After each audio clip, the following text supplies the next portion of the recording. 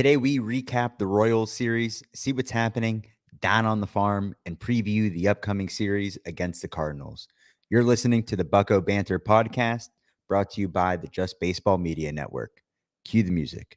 Rockin' 101, she compliment my taste. Whiskey in my lemonade, cause I like the way it tastes. Best seats at the Pirates, can they let me run the base? Yeah, my time is like my money, cause I can't afford to waste. Wifey is a lawyer, take my date to my dates, or the steak by the plates. Ladies and gentlemen, welcome back to Bucko Banner, episode 50. My name's Adam Shore. I'm usually joined by my co-host, Scott Moore, who is still on vacation in Italy, wrapping up some fun times over there. Can't wait to have you back recording for the rest of the year here shortly. But this is a milestone episode, episode 50. You never know with these podcasts where they're going to go. I think the average podcast lasts around 7 episodes. So, hey, shout out us. 50 episodes, and here's to 50 more. The Buccos didn't completely spoil this milestone. They won today on Sunday. The Royals took 2 out of 3 after a successful Marlins series. That's the Marlins. This is the Royals. You see the difference in a playoff team. It was really refreshing to watch the Royals play, to be honest. Like I mentioned earlier in the episode last week, the healthy mix between the young studs and the veterans like Salvador Perez just works for them. They play so well as a team, 1 through 9. The bullpen works well. It seems like they're clicking on all cylinders. Got to see Bobby Witt go deep. It was a noticeable difference in the talent and drive in both teams. Saw a bird get killed when I was on the field. Shout out Jordan Combadino for hooking it up with the field passes for my dad and myself. The audible gasp when that bird exploded at shortstop was possibly heard downtown. Never seen anything quite like that since I saw it on TV with Randy Johnson. Batting practice stopped for about 5 minutes while they shoveled this poor bird off the field. Maybe a metaphor for this entire season. This bird had some hopes, maybe flying a little bit too close to the sun, and just all of a sudden, boom, explodes. Just like the Buccos. What you want to blame that on? That's up to you. You could point a lot of fingers here, but just didn't really have it going for us this series. The pitching was iffy. I mean, they got a decent outing from Mitch Keller. Jared Jones wasn't horrible today in the win. Luis Ortiz is very susceptible, it seems like, to that one inning of getting hit really hard and then settling in. It happens sometimes sooner than you'd like in the first, second inning. We'll get into that in the game recaps. But just to break down what was happening this week, it was Clemente Day. Just a really special day, not only in Major League Baseball, but here in Pittsburgh. We had Roberto Clemente Jr. on the show earlier this year, and listening to those stories about the human being that Roberto Clemente is and the stuff that he did on and off the field just really speaks to the people of Pittsburgh, to Major League Baseball around the world, as not only a hero to young kids aspiring to be as talented as the great one, but the humanitarian aspect of it and doing the right thing and helping others. We've gone a long way in baseball in trying to keep pushing this agenda. They should retire 21. That's for another time, but everyone wore 21 today. Billy Cook did his best Roberto Clemente impression with an absolute cannon from right field, gunning a guy out at home and scoring from first on an IKF single. So just that overall effort was much appreciated on this special day. Let's get into it. We're going to keep this episode short this week. I'm going to recap the Royals series. Then we're going to go see what's happening down on the farm for probably the last time. The Marauder season is done. The Grasshopper season is done. There's going to be, I think, a couple more games with the Indianapolis Indians and the Altoona Curve. And then they are off to the Arizona Fall League, whoever will be participating. We know it won't be Hunter Barco. You heard it on the show last week from Andrew Destin, but hopefully some young studs like Tamar Johnson get a shot out there. Maybe they let Anthony Solometo go out there. We will see what happens. But let's get into Friday. 8-3 loss. Luis Ortiz, 4 innings pitched, 5 hits, 7 runs, 4 earned, 2 walks, 5 Ks on 2 home runs. Ran up the score in the second. Like I said, he's susceptible to getting hit hard. And it seems like in one inning, he relies on those fastballs. And when they're not working, he fills up the zone. And man, they really jumped on him for 6. This all got kicked off, by the way, with a throwing error from Ortiz. Didn't last long. They went to the bullpen. Joey Wentz, Kyle Nicholas, Ryan Barucki. Adam Frazier made his return, mainly playing third base for the Royals, went deep in this game against Nicholas. They had a little tribute video to Adam Frazier. It was kind of hilarious. A lot of people that are at the game kind of just seemed like they were there for the fireworks. They had no idea what was going on. But that was nice for all the real ones out there. Offense, not much going on. Reynolds had 2 balls at a collective 2 feet. He would have had 2 home runs on the year, but he got an RBI. Cruz went 2 for 5 with a run and an RBI, and BDLC had 2 hits.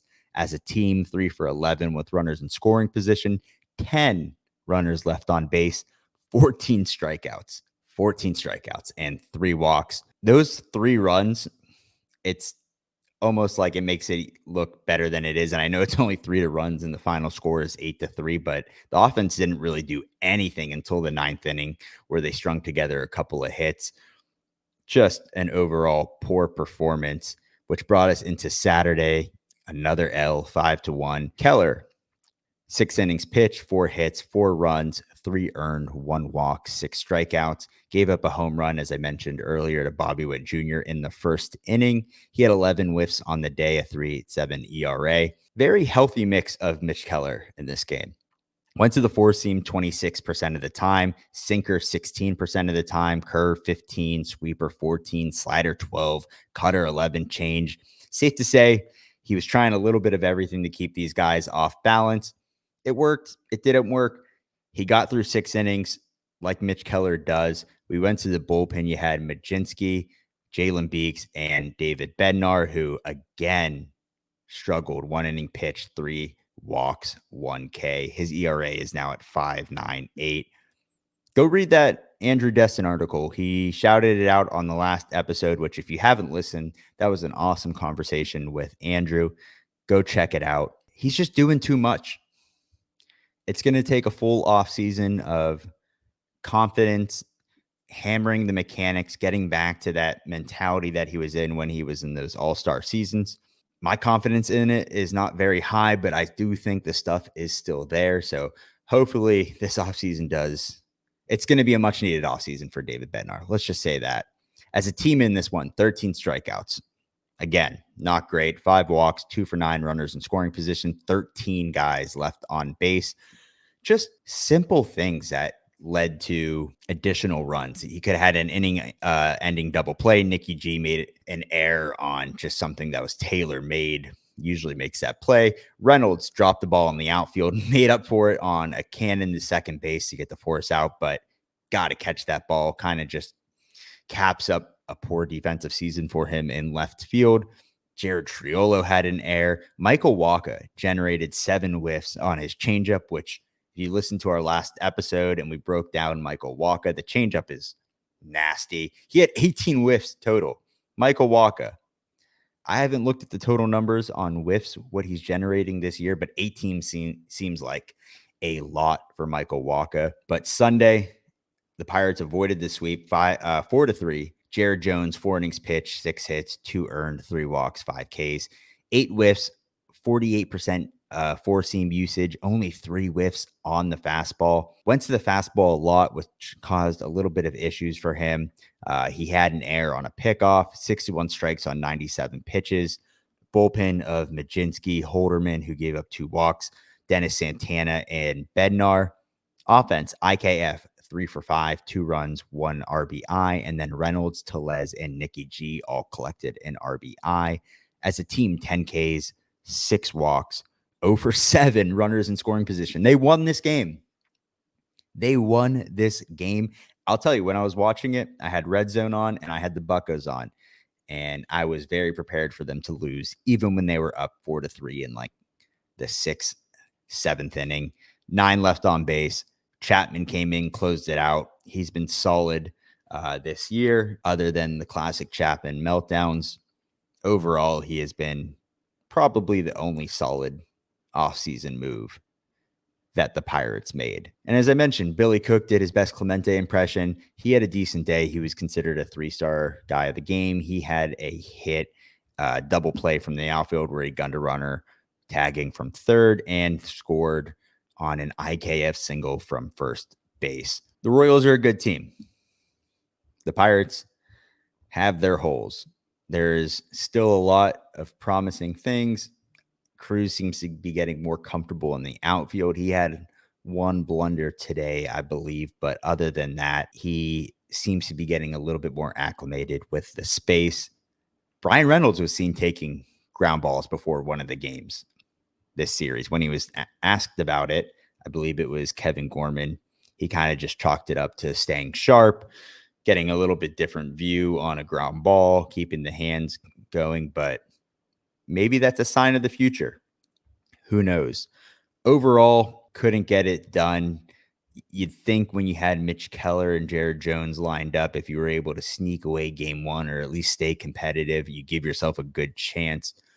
But you gave yourself a good chance all year with these guys putting up quality starts, and you just can't get the bats going. And that was just kind of the story of this series. They will go to the Cardinals this week. We will break that down. But first, let's go see what's happening down on the farm. As I mentioned, this is probably going to be the last Down on the Farm episode, which sucks because Scotty Moe was a big part of this. He's usually in charge of compiling all of these statistics, going back and forth on, who's succeeding, keeping trackers on guys, on top prospects. So, Scotty, this one's for you. I'll try and do my best here. We'll start in Indianapolis versus the Rochester Red Wings, the Nationals AAA team. Bubba Chandler, 6 innings pitched, 1 hit, no earned, 2 walks, 10 strikeouts. It's been pretty much just that the entire time he's been in AAA. He's going to be an absolute dog. That same day, Peggy went 3 for 5. He's just been stuck down there all year. Delay and Ji-Hwan Bae collected home runs. Wednesday, another top guy in Thomas Harrington, 6 2/3, 3 hits, 2 earned, 2 walks, 4 Ks, and a home run. Nick York hitting .342, went 4 for 4 with 2 RBIs. You'd think he'd be a guy that would get a cup of coffee this year. It just doesn't seem like it's going to happen. He's a little bit younger than Billy Cook at 22 years old. He's just been hitting the cover off the ball. So you'd think, he's already at AAA. Maybe you get him some at bats, but they really even haven't utilized Billy Cook in the time that he's been up. So maybe it's best that he just keeps seeing every day at bats and playing time. Thursday, Bo Sulcer, 5 innings pitched, 2 hits, 5 Ks, and Palacios went 3 for 4 with 3 runs and an RBI. Friday, Jake Woodford, 4 innings pitched, 3 hits, 3 walks, 3 strikeouts. And then Nick York, again, 2 for 3 with a run, RBI, and 2 walks, put his average up to .340. And then Sawinski, who, give credit where it's due, he was hitting 190. I think by the end of this week, it's up to like 235 possibly. He went 2 for 5 with a run and an RBI.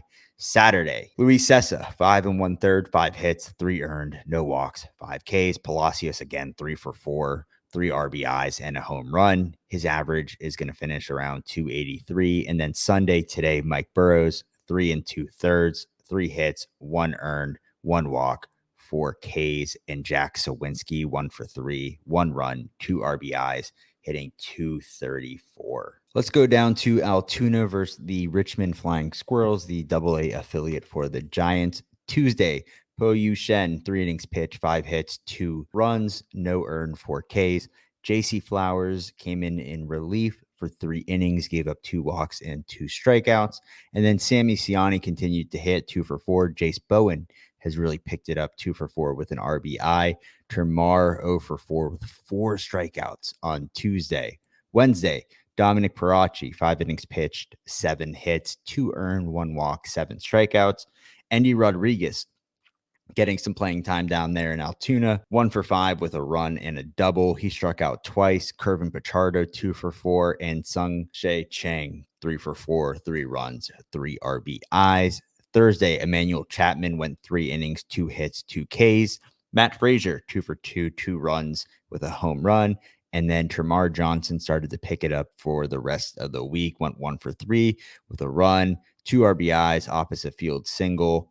He's only hitting 178, but like I said, he does pick it up a little bit. Friday, Anthony Solimeno, 5 innings pitched, 9 hits, 2 runs, 1 earned, 1 walk, 4 strikeouts. Termarr Johnson went 3 for 3, 2 runs, 2 RBIs, and 2 walks. Kervin Pichardo, 2 for 3 on the same day. Dombrowski, Saturday, 4 innings pitched, 4 hits, 4 runs, 2 earned, 2 walks, 2 strikeouts. Jace Bowen hit his 9th, and Nick Samillo went 2 for 4 with 1 run. Sunday, Jacob Deese, 3 innings pitched, 3 hits, 1 earned, 1 walk. Endy Rodriguez today, 2 for 3, 2 runs, 1 walk. And Jace Bowen, like I said, has gotten it going, hit another home run for his 10th on the season. Down in Greensboro, only a couple of games here because the season is now over. They made it to the divisional series before losing, so they will not be in the championship, but they've had a great year. At the Hudson Valley Renegades, the high A affiliate for the Yankees, Tuesday, Carlson Reed wrapped up the year with 4 innings pitched, 3 hits, no earned, 4 walks, 5 Ks. Mitch Jebb went 1 for 4 with a double. Wednesday, no game. Thursday, Wilbur Dotel took the hill, 3 innings pitched, 1 hit, 1 walk, 4 strikeouts. Garrett McMillan came in relief for 5 innings, 3 hits, 1 walk, 7 strikeouts.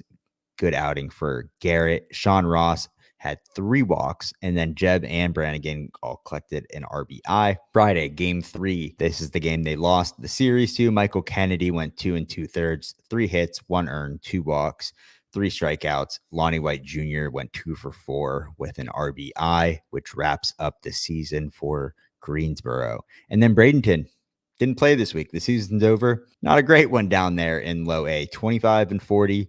Kiner Delgado led the team with a 231 batting average, as Merlin Valdez led the team with 352 on base percentage and 22 bombs. Wish you saw more from guys like Xander Meath, who got a late start to the season up from the complex.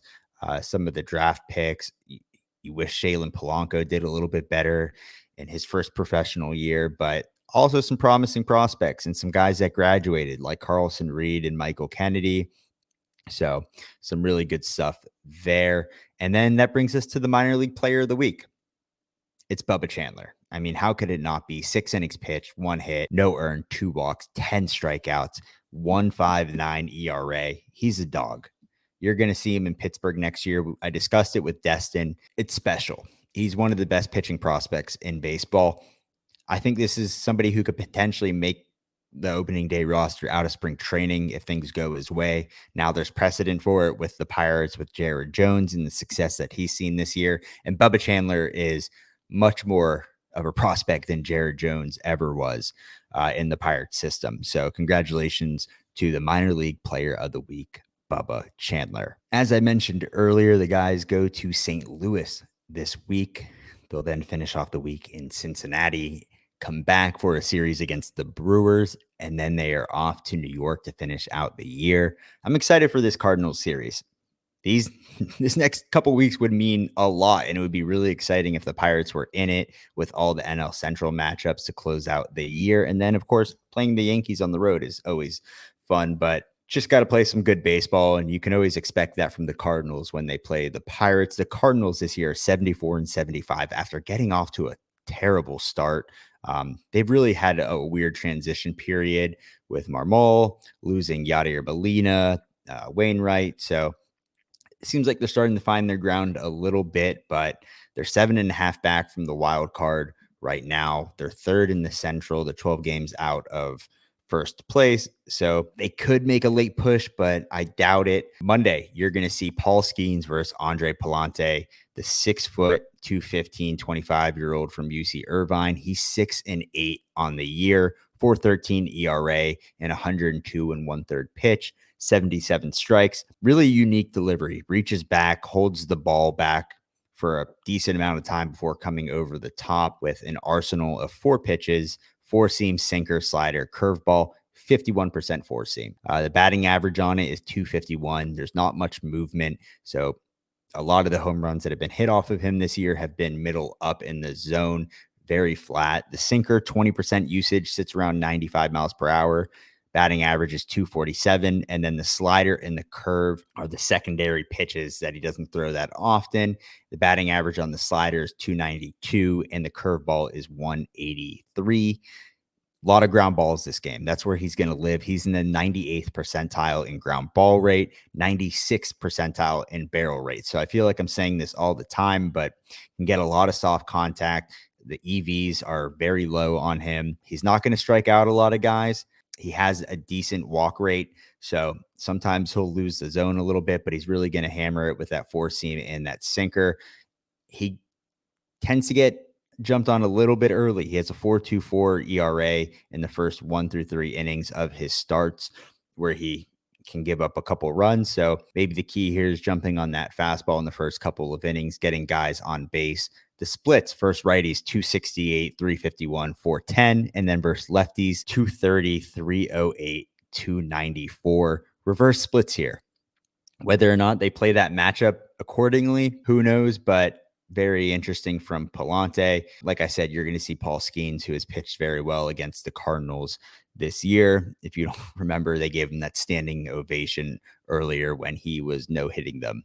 So always interesting from a division opponent. Tuesday, you're going to see Lance Lynn. He's 6-4 on the year, 3.96 ERA in 111 and 1/3 innings pitched, 104 on the strikeouts for the year versus the Pirates. I mean, he's had quite a few outings against the Buccos, 26 appearances to be exact, 7-8 career against the Pirates, 5.13 ERA and 115 strikeouts.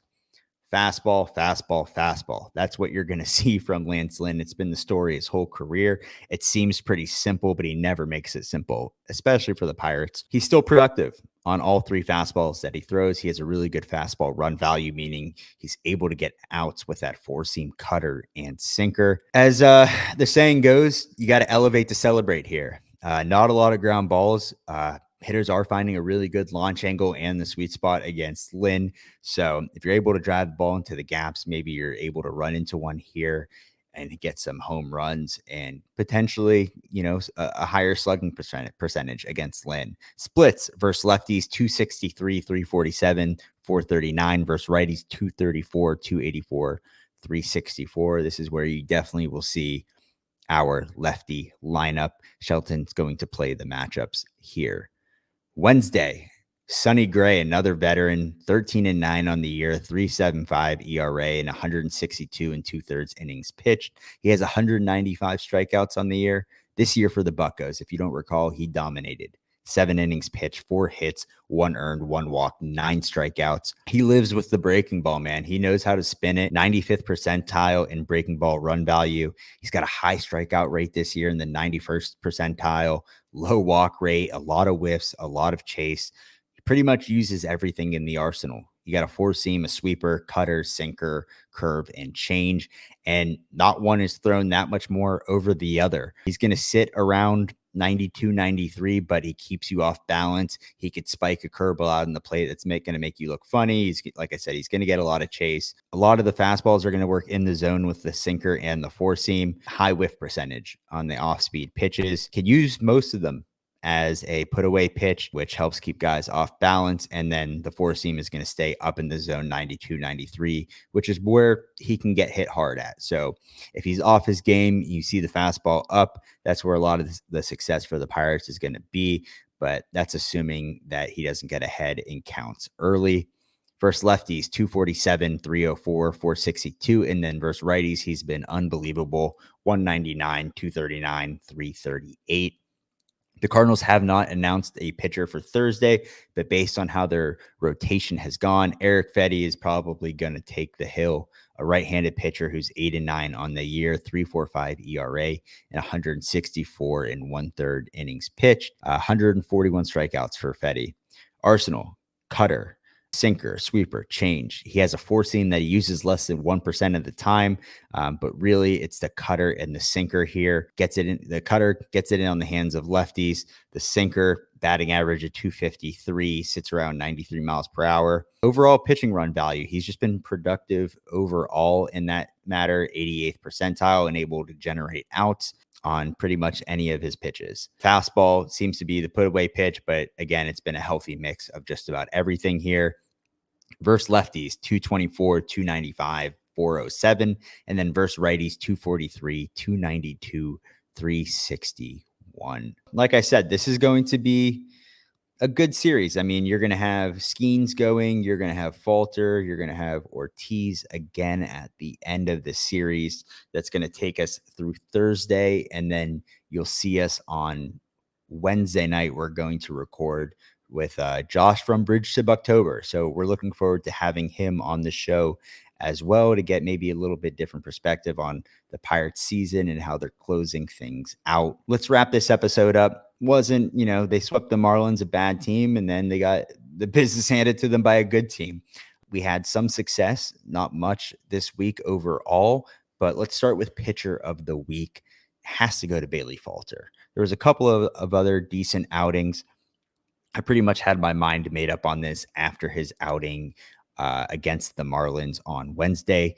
He had no hits through 6 innings, 7 1/3, 2 hits, 3 walks, 5 Ks, and 20 whiffs for Bailey. As I mentioned in the last episode, it was on a day where we just used the bullpen, really didn't have many options moving forward, and you needed him to eat innings, and he just came through in the clutch.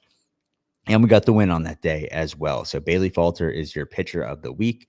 And then hitter of the week. I think this is the first time all year Jared Triolo is going to be the Bucco Banner hitter of the week. 7 for 19, 4 runs, an RBI, 1 home run, 2 walks. His average this week was at 368. Definitely some adjustments from Jared. I'm not saying that this is going to be something that we should expect moving forward. I think there's a lot of room for improvement there. He still chases a ton.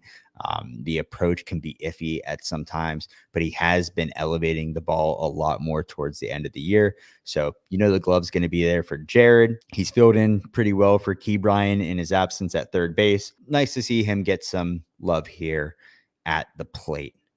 That's going to wrap it up for this week. As always, we really appreciate you guys listening. Thanks for bearing with us while we each take turns going solo on this. It's not easy, but we're aiming to bring you as much content as we can in the next couple of weeks while we close out the season. Follow us on Instagram at Bucco Banner, Twitter at Bucco Banner Pod, TikTok, YouTube. Go subscribe, hit like, leave a comment. Thinking about doing a mailbag episode. So if you have any questions, hit us up on Twitter, Instagram, DMs, shoot us whatever you want to ask, and hopefully we can get it in one episode before the season comes to a close. And then lastly, if you haven't already, go to buccobanner.com, get your shirts, get a mug, a blanket, whatever your heart desires. We always appreciate the support. But until then, we will see you on Wednesday. Raise it. Best seats at the Pirates game, they let me run the base. Yeah, my time is like my money, cause I can't afford to waste. Wifey is a lawyer, take my date to my dates.